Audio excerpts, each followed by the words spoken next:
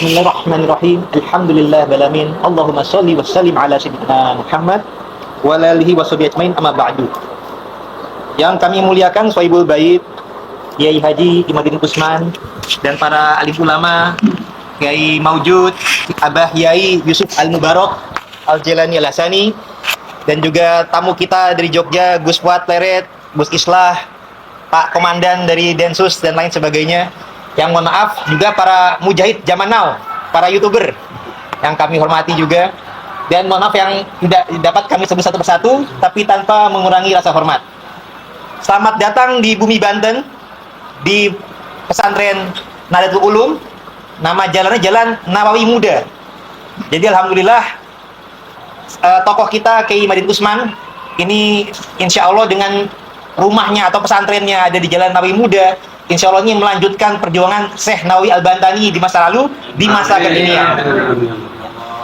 Di masa lalu Syekh Nawawi ini juga dengan ulama Banten lain, dengan misalkan Syekh Abdul Karim Tanara, dengan Syekh Asnawi Caringin, itu menggelorakan perjuangan melawan penjajah Belanda. Namun sayangnya di masa itu di counter oleh pihak penjajah Belanda dengan sesama ulama, yaitu Habib Usman bin Yahya Mufti Betawi dari kalangan Ba'alawi. Ternyata permasalahan dengan kalangan Habaib Ba'alawi ini tidak hanya zaman sekarang, tapi ternyata sudah ada permasalahan dari zaman ke zaman di bumi Nusantara ini. Bahkan di Banten ini pun juga pernah terjadi, selain di abad 19, di abad 18 pernah terkudeta Kesultanan Banten oleh Syarifah Fatimah Ba'bud di tahun 1750 sampai dengan 1752. Jadi kalangan Ba'alawi ini ternyata pernah ada permasalahan dengan kalangan pribumi dan kalangan keluarga Wadi Songo, keluarga Kesultanan Banten di abad 18, di abad 19, dan zaman now di abad 21 terjadi lagi permasalahan. Dan insya Allah permasalahan ini dimulainya juga bukan dari kita yang memulai, bukan bangsa pribumi yang memulai, tapi dari ulah oknum-oknum mereka sendiri. Dari oknum-oknum sendiri, mereka ada yang sombong dengan nasabnya, ada yang zalim merendahkan orang lain, ada yang kemudian mengkapitalisasi umat, dan hal-hal yang negatif-negatif ini menjadikan seorang ulama Banten melakukan ijtihad amar ma'ruf nahi mungkar, yaitu Kiai Imaduddin Usman, dengan mengkaji data-data kitab bahwasanya ada permasalahan dalam nasab mereka, leluhur mereka yang belum sesuai dengan kaidah ilmiah secara data kitab. Yakni kalau yang lain sudah baca, ada jeda riwayat 500 tahun atau 5 abad dari semenjak zamannya Ubaidillah, tokoh leluhur mereka, sampai dengan di abad 9 Hijriah, kalau di Masehikan abad 15, baru ada pencatatan sebagai keturunan daripada Ahmad Al-Muhajir, yang mana dalam data resmi Ahmad Al-Muhajir ini hanya berputra 3, Muhammad, Ali, dan Hussein. Nah ini ada kemudian disambungkan kepada nasab Ahmad bin Isa Al-Basri bin Muhammad Naqib bin Ali Raidi bin Jafar Sodik bin Al-Bagir bin Ali Sinabidin bin Imam Hussein bin Ali bin Abi Thalib yang menikah dengan Sayyidah Fatimah Zahra binti Nabi Muhammad sallallahu alaihi wasallam. Ahmad bin Isanya betul nasabnya, tapi Ubaidillahnya ini yang masih menjadi kajian oleh Kiai Imaduddin Usman, dan alhamdulillah menjadi pencerahan bagi kita semua. Nah, namun demikian, permasalahan kitab ini saja sebenarnya hanya dari salah satu faktor. Dari faktor lain, kalangan Ba'alawi Yaman pun juga ada kekurangan dari kesaksian isbat nasab dari nakib internasional. Nah, kalau mereka mengklaim sebagai turunan Rasulullah dari jalur Yaman, yang mana Ahmad Al-Muhajir ini pindahan daripada Irak, semestinya mereka juga diakui oleh nakib Irak dan juga nakib internasional lainnya. Karena sesama Zuriat Ahlul Bait ini ada jaringan asosiasi nakibnya yang ada dari Maroko, Libanon, Irak, Iran, Mesir, dan lain-lain. Nah, semestinya kalau mereka terkonfirmasi nasabnya, harusnya juga ada kesaksian tersebut. Tapi ternyata tidak ada. Itu yang kedua. Jadi kalau Keimat baru dari satu faktor masalah kitabnya, ada putus riwayat. Yang kedua, kurangnya isbat kesaksian nasab. Yang ketiga, di zaman now, zaman canggih, sudah ada penelitian tes YDNA. Jadi, apabila dalam data, kita misalkan ulama-ulama terdahulu itu, atau ulama internasional, mengedepankan husnuzon. Kalau Ahmad Al-Muhajir ini, siapa tahu, nikah siri, punya anak yang belum tercatat, bisa saja kan terjadi kemudian seperti itu, maka kemudian haruslah dites DNA untuk membandingkan genetik daripada zuriat Nabi yang lain dengan zuriat Ba'alawi Yaman. Nah, ternyata meskipun di Indonesia ini Habib-Habib belum ada yang menyatakan sudah, tapi ternyata di kalangan internasional sudah ada kalangan Ba'alawi Yaman yang melakukan tes DNA. Dan ternyata, mohon maaf sekali, data genetik mereka tidak sinkron dengan data zuriat Nabi lainnya. Karena kode haplogrupnya berbeda dan belum ditemukan juga SNP mutasi genetik baik ke Hasani maupun Al-Husaini. Kalau haplogrupnya yang terbukti tercover dengan Bani Hasim yang lain haruslah berhaplogrup J1. Nah, sedangkan haplogrup mereka adalah G. Nah, G ini ternyata, mohon maaf sekali, dari data jewisdna.net itu malah terklasifikasi dalam kalangan keluarga keturunan Yahudi Askenazi dari Kaukasia. Dan ini terbukti dari jewisdna.net, dan juga mohon maaf sekali dalam metadata ini adalah para Yahudi Yaman itu cukup banyak. Nah, Yahudi Yaman memiliki tradisi kebudayaan turun-menurun yang sama persis atau serupa dengan mereka, baik dari musiknya dan tariannya. Nah, sedangkan dalam Islam ada hadis, barang siapa yang mengikuti kaum tertentu adalah bagian dari kaumnya tersebut. Nah, jadi ini amat sangat meresahkan bagi bangsa kita apabila bangsa kita ini terjajah di masa kekinian terhadap oknum-oknum yang belum tentu sebagai zuriat Nabi. Jadi ada 3 hal tadi ini yang menjadi meresahkan bagi kalangan kita, sehingga ketika ada ulama-ulama yang melaksanakan ijtihad amar ma'ruf nahi munkar, semestinya kita dukung bersama. Kalau ada yang tidak setuju, sebaiknya dengan melakukan kajian ilmiah untuk menolaknya, bukan dengan cara pelaporan hukum. Jadi dengan adanya oknum-oknum tertentu yang melakukan laporan hukum kepada Kiai Imad, baik di Jogja maupun di Gorontalo, kami sangat menyayangkan. Semestinya tidak seperti itu. Yang namanya kaidah ilmiah, kajian ilmiah harus di counter dengan kajian ilmiah pula, bukan dengan emosi, bukan dengan cara persekusi, bukan pula dengan cara melapor hukum, karena insya Allah pasalnya tidak akan masuk. Karena yang namanya kajian ilmiah, Indonesia ini ada undang-undang yang melindungi pendapat hak warga negara ini untuk mengeluarkan pendapatnya dan melakukan pengkajiannya. Jadi apabila dari kajian tersebut ada yang kemudian malah melakukan hukum, itu tidak sesuai dengan undang-undang.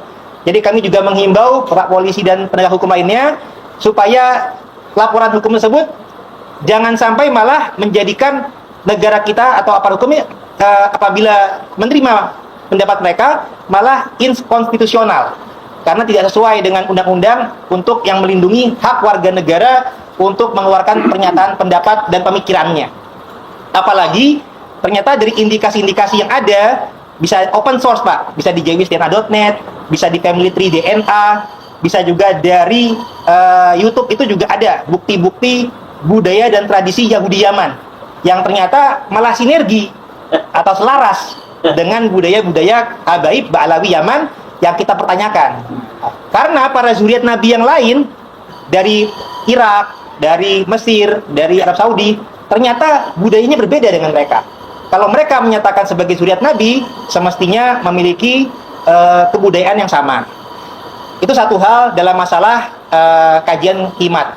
Dan saya izin juga dalam ini juga menyampaikan fitnah-fitnah yang beredar di masyarakat. Ada juga fitnah yang menyampaikan bahwasanya kajian ilmiah Kiai Imad ini juga menyerang keluarga Wali Songo. Padahal keluarga Wali Songo ini juga menurunkan para ulama pendiri organisasi besar di Nusantara, yaitu NU dan Muhammadiyah. NU pendirinya Kiai Hasyim Asy'ari adalah juga keturunan Wali Songo. Muhammadiyah Kiai Ahmad Dahlan juga keturunan Wali Songo. Nah, sedangkan ada versi Wali Songo ini juga merupakan keturunan daripada Ubaidillah bin Ahmad Al-Muhajir. Nah, sehingga ketika Kiai Imad mengkritisi tentang masalah Ubaidillah bin Ahmad Al-Muhajir oleh kalangan-kalangan keluarga Wali Songo atau pengikut NU Muhammadiyah yang masih ikut versi Ba'alawi, seakan-akan kajiannya turut menyerang. Nah, ini perlu kami luruskan bahwasanya kajian ilmiah tentang Wali Songo ini sudah lebih dulu dikaji oleh pihak Ba'alawi Yaman itu sendiri, yakni Habib Alidin Assegaf, dari sejak tahun 2014 atau 2015 kalau nggak salah ya. Nah, beliau menyatakan bahwasanya nasab Wali Songo sampai ke Rasulullah ini belumlah sesuai dengan kaidah ilmiah ahli nasab, hanya pendapat ahli sejarah saja. Jadi memang ada versi dalam Kitab Syamsul Az-Zuhairo, Khidmatu Asyiro, para wali songo itu tercatat sebagai keturunan Rasulullah dari jalur Asmathan Ba'alawi Al-Husaini.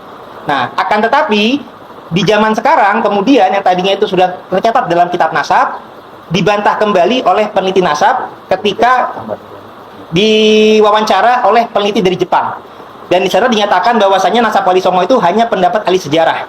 Sedangkan pendapat ahli nasab Yaman hanya mencatat dari Rasulullah sampai dengan ke Abdul Malik saja. Nah, keluarga wali songo menanggapi hal tersebut ketika wali songo dianggap nasabnya itu belum sahih ke Rasulullah, tidak dengan cara yang emosional, tidak dengan cara melaporkan hukum, tidak dengan cara persekusi, tapi kita akhirnya melakukan pengkajian ulang. Nah, pengkajian ulang daripada nasab wali songo ini kita kaji kembali dari data sejarah Nusantara. Nah, ternyata dalam data sejarah Nusantara ada 2 muasal kedatangan para wali Nusantara. Contohnya, kita di Nusantara ini sering mendengar gelar tokoh yang bernama Maulana Maghribi. Bukan Maulana Yamani, bukan Maulana Hadromi. Artinya, ini adalah seorang tokoh yang berasal dari Maghrib, Maroko, bukan dari Yaman. Nah, kemudian juga ada tokoh semisal ayahnya Sunan Ampel. Gelarnya adalah Ibrahim Asmarakandi, yang terindikasi berarti dari Samarkand, Uzbekistan, Asia Tengah. Dan juga beberapa tokoh wali songo gelarnya bukan Habib, tapi Mahdum. Contohnya Sunan Bonang Mahdum Ibrahim. Dan juga Syarif Hidayatullah Sunan Mahdum Gunung Jati.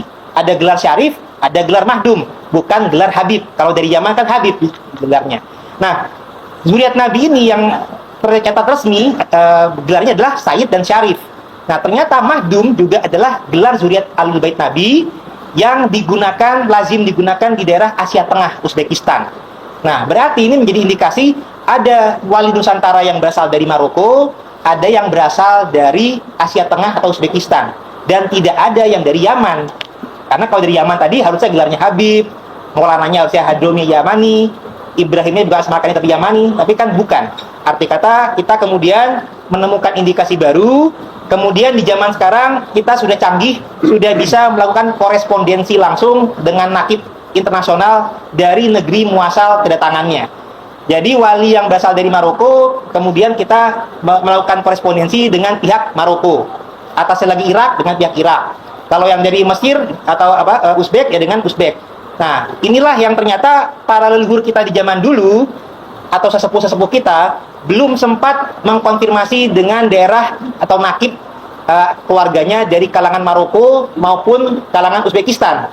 Karena apa? Karena di masa lalu itu komunikasi masih susah, untuk perjalanan juga masih susah, dan kemudian ternyata penjajah Belanda mendatangkan kaum Arab dari Yaman yang sama-sama punya riwayat keturunan Nabi, sehingga berinteraksinya dengan kalangan Yaman ini sendiri. Sehingga di masa lalu sempat ada distorsi dan karena saking husnuzonnya dengan pihak Yaman. Tapi data-data yang ini pun adalah minoritas. Jadi apabila ada fitnah di YouTube bahwasanya kajian kimat ini harus mengganti data-data di Kraton, itu tidak benar. Kita sudah meneliti data manuskrip yang ada contoh tentang masalah versi Ba'alawi, itu hanya Carita Purwaka Carubanagari, Negara Kertabumi, Pustaka Raja Bumi Nusantara dengan data Palembang. Kurang lebih hanya itu. Yang lain-lainnya masih mencatat bukan dari versi Ba'alawi. Contoh, ada data serat Penengen, ada serat Sajarah Ratu Jogja, ada data serat-serat leluhur Ing Kadenurjan Jogja, ada Sajarah Banten, ada pula data asal-usul Kasultanan Cirebon, dan lain sebagainya. Bahkan data Madura juga banyak manuskrip-manuskrip lainnya yang mengindikasikan jalurnya bukan melalui Ubaidillah bin Ahmad Al-Muhajir. Sehingga kajian kimat ini tidaklah menyerang nasab keluarga Wali Songo, karena ternyata memang ada versi lain. Dan alhamdulillah, kemudian keluarga Wali Songo ini sudah melakukan 2 hal yang penting, yakni adalah mendapatkan sanad, memperkuat sanad kesaksiannya dari isbat nakib internasional. Yang kedua juga berani melakukan tes YDNA. Nah, alhamdulillah dari 2 hal ini, untuk jalur yang berasal dari Maroko Maghrib, ternyata jalurnya adalah dari jalur Al-Jailani Al-Hasani. Sehingga bila mana di Indonesia ini ramai ada Thariqah Qadiriyah, ada juga manakib Syekh Abdul Qadir Al-Jailani, ini karena ternyata leluhur Wali Nusantara memang ada kaitan erat dengan beliau-beliau. Dan juga untuk jalur Al-Husaini, alhamdulillah kita sudah mendapatkan juga isbat nasab dari nakib Irak, India, dan menyusul dari asosiasi Ahlul Bait yang diakui oleh PBB. Sehingga untuk masalah isbat nasab ini harus terklasifikasi secara internasional, bukan hanya organisasi skala lokal. Yang mohon maaf. Karena organisasi skala lokal itu artinya pengakuannya hanyalah secara sepihak saja, hanya skala Jakarta saja, belum diakui oleh skala internasional. Nah, termasuk mungkin dari kajian Kiai Matiuddin Utsman ini kan juga bagi yang mengetahui bahwasanya pendiri NU, pendiri Muhammadiyah kan keturunan Jumadil Kubro. Nah, Jumadil Kubro ini kan disangka ke jalur Ba'alawi. Maka dengan ini saya juga akan menginformasikan bahwasanya dari nakib internasional, yakni dari nakib Irak dan India, ini alhamdulillah sudah memberikan data yang dikomparasi dan dikolaborasi antara data Nusantara dengan data isbat nakib luar, sehingga per hari ini akan coba saya sampaikan nasab Jumadil Kubro yang sebenarnya, yang lebih mendekati kebenaran. Jadi bahwasanya sehingga dengan ini ke depannya perlu diketahui Kiai Hasyim Asy'ari, pendiri NU, Kiai Ahmad Dahlan, ini bukanlah keturunan Ba'alawi, tapi jalurnya adalah sebagaimana yang saya sebut dengan berikut ini. Jadi yang paling utama adalah gelar mahdum. Ini adalah indikasi bahwasanya memang sinkron asal muasal kedatangannya. Jadi ternyata mahdum Jamaluddin Akbar atau Syekh Jumadil Kubro ini adalah bin Mahmud Nasruddin atau bin Mahdum Mahmud Nasruddin bin Jalaluddin bin Ahmad Kabir bin Jalaluddin Mahdumul Azamat Khan bin Mahdum Ali bin Ja'far bin Muhammad bin Mahmud bin Ahmad bin Abdullah bin Ali Aspori bin Ja'far Zaki bin Ali An-Naqi bin Muhammad At-Taqi bin Ali Ar-Ridho bin Musa Al-Kazim bin Ja'far Shodiq bin Muhammad Al-Bagir bin Ali Zainal Abidin bin Imam Hussein bin Ali bin Abi Thalib yang menikah dengan Sayyidah Fatimah Zahra binti Nabi Muhammad sallallahu alaihi wasallam. Jadi dengan ini insyaallah kedepannya bahwasanya jangan lagi menganggap kajian Kimat ini menyerang juga pendiri NU, Muhammadiyah dan keluarga Wali Songo lainnya, karena jalurnya berbeda. Dan ini juga selain dengan data dari nakib, kita juga menyesuaikan dengan kajian tes YDNA. Nah, tes YDNA ini yang dari Maroko tadi terbukti mengandung kode mutasi genetik jalur Hasani. Kalau yang dari Uzbek, jalur Husaini. Dan juga alhamdulillah ada sinkron dengan peta migrasi leluhur. Jadi dari tes YDNA itu ketahuan leluhur kita ini muasalnya dari mana. Nah, jadi bahwasanya Wali Songo itu leluhurnya itu berasal dari Hijaz Arab Saudi, pindah ke Irak Iran, pindah ke Asia Tengah Uzbekistan, pindah ke India Pakistan, baru ke Nusantara. Andai kata versi Asmat Khan Ba'alawi itu betul, semestinya dari Irak tadi pindah dulu ke Yaman di arah barat dayanya. Karena dalam riwayat versi tersebut 9 generasi ada di Yaman. Versinya kan Ahmad Al-Muhajir dari Irak pindah ke Yaman, Ahmad Al-Muhajir, udah gitu Ubaidillah, Alwi, Muhammad, Alwi, Ali Qoli Qasam, Muhammad Sohib Mirbat, Alwi Faqih, Abdul Malik, ada 9 generasi. Andai kata ini betul, semestinya dalam peta migrasi DNA tercatat pindah ke Yaman. Ternyata tidak. Sehingga ini menandakan dari hasil penelitian tes DNA tidak terkonfirmasi dan tidak ilmiah versi bahwasanya Wali Songo keturunan dari Ba'alawi. Nah, dengan demikian kita sudah merevisi dan sudah kita sampaikan kepada Kiai Wapres Maruf Amin juga. Alhamdulillah tanggapan beliau juga positif bahwasanya memang sejarah dan silsilah keluarga besar Wali Songo perlu diluruskan. Tetapi insya Allah keluarga Wali Songo ini berbeda kebiasaannya dengan kalangan habaib. Insya Allah keluarga Wali Songo ini meneliti silsilah untuk sekedar menyambung silaturahim. Jadi bukan untuk merasa sombong, merendahkan yang lain, bukan untuk mengkapitalisasi umat, menzalimi, tidak. Karena kita sudah sebagai bagian daripada bangsa Indonesia. Nasab kita ini semuanya juga sama-sama saudara, sesama turunan Nabi Adam alaihissalam. Dan semuanya kita sama-sama mulia, tapi yang paling utama kemuliaan bukan dari nasab, tapi dari iman kita, ilmu kita. Karena Allah akan mengangkat derajat orang yang berilmu dan beriman. Dan juga yang paling mulia di sisi Allah adalah yang paling bertakwa. Jadi bukan masalah nasab. Sehingga dengan ini kami juga tidak setuju dengan pendapat yang menyatakan bahwasanya Habib belajar kepada Habib yang bodoh lebih utama kepada 70 kiai. Nah, jadi dengan klarifikasi yang ketiga adalah kami sangat menyayangkan bila mana kajian ilmiah oleh Kiai Imad ini malah di counter dengan laporan hukum, cacian, caci maki, mengumpulkan umat untuk tidak menyukai beliau. Ini harus sangat dihentikan. Dan kami juga dari keluarga Wali Songo juga ada Garda Wali Songo, di mana di sini juga hadir penasehat kami Abah Kiai Yusuf Barok yang juga seorang pendiri juga, dan saya juga selain ketua Robitoh Bangsawan Banten juga dipilih untuk menjadi ketua Garda Wali Songo. Insya Allah kedepannya kami akan melakukan tindakan yang membela marwah Wali Songo, karena Wali Songo ini adalah tidak hanya sekadar turunan Nabi saja, tapi merupakan tokoh yang berjasa dalam dakwah Islam Nusantara, sehingga umat Islam terbanyak di dunia adanya di Indonesia, bukan di negara-negara lain. Ini merupakan jasa dakwah para Wali Songo, dan juga ini menurunkan tokoh-tokoh pendiri organisasi Islam terbesar di Indonesia, yakni NU dan Muhammadiyah, dan juga menurunkan para pahlawan nasional. Contohnya Sultan Ageng Tirtayasa, Pangeran Diponegoro, Sultan Mahmud II, Sultan Agung Mataram, Nyai Ageng Serang, dan lain-lain. Jadi tokoh-tokoh pahlawan nasional ini adalah para keturunan Wali Songo. Nah, ketika ada oknum yang yakni Bahar bin Smith, saya jelaskan saja, menyampaikan bahwasanya Wali Songo tidak berketurunan, itu sangat tidak tepat sekali. Itu sangat tidak sesuai dengan etika bangsa kita, tidak sesuai dengan kajian ilmiah, dan juga apabila dia menyampaikan turunan Wali Songo itu terputus dari garis perempuan, maka para habaib juga terputus sebagai pribumi dari garis perempuan.